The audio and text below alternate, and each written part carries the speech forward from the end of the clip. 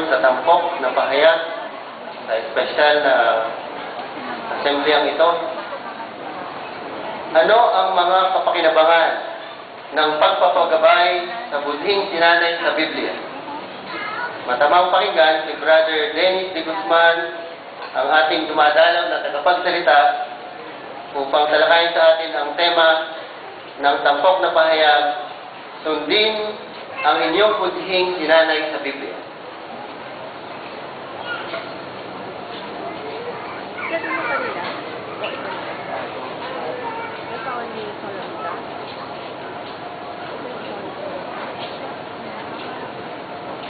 Ano sa palagay ninyo ang isang mahalagang kasangkapan na ginagamit ng mga marinero sa kanilang paglalayag sa malawak na karagatan ng mga piloto ng eroplano upang malaman ang kailang direksyon kapag nasa ibabaw ng mga ulap, na kung wala nito, malamang na hindi sila makararating sa kailang destinasyon, lalo na kung wala silang ibang makabagong kagamitan.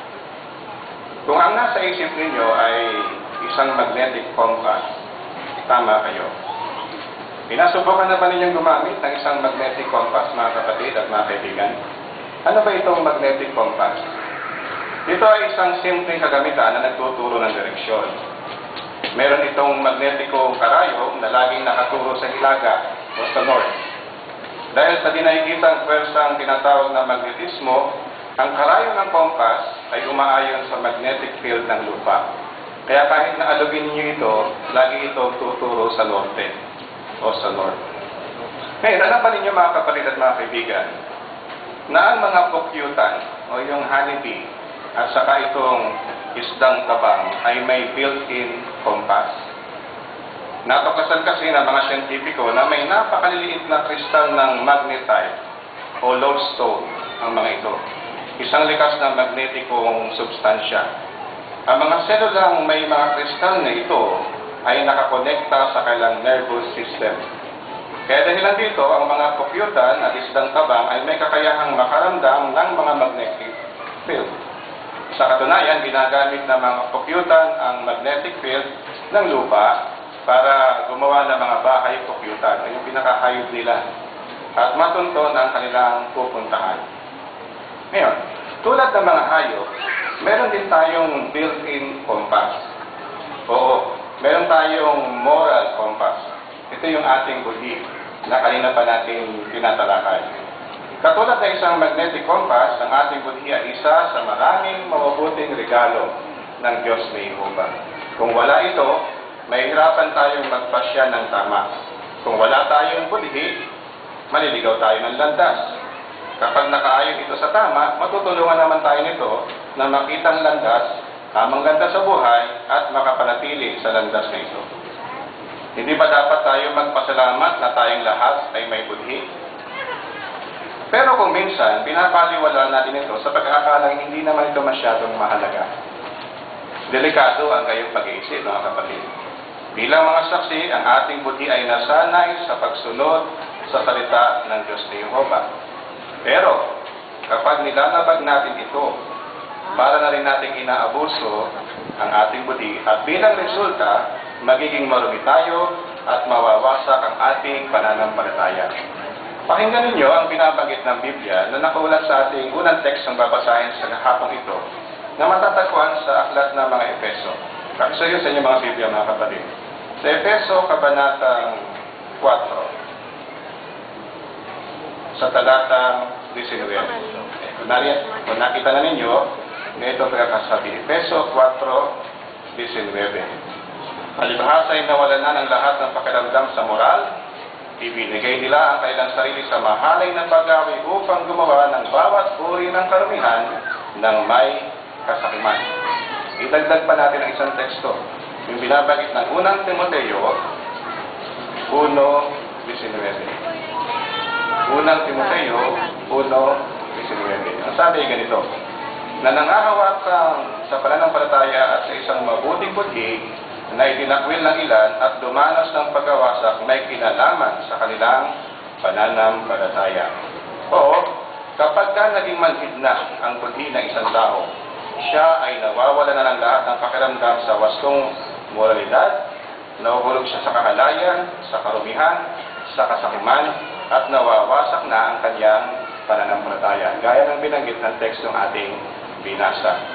Ano kung gayon ang kailangan natin para masunod ang ating buding sinanay sa Biblia?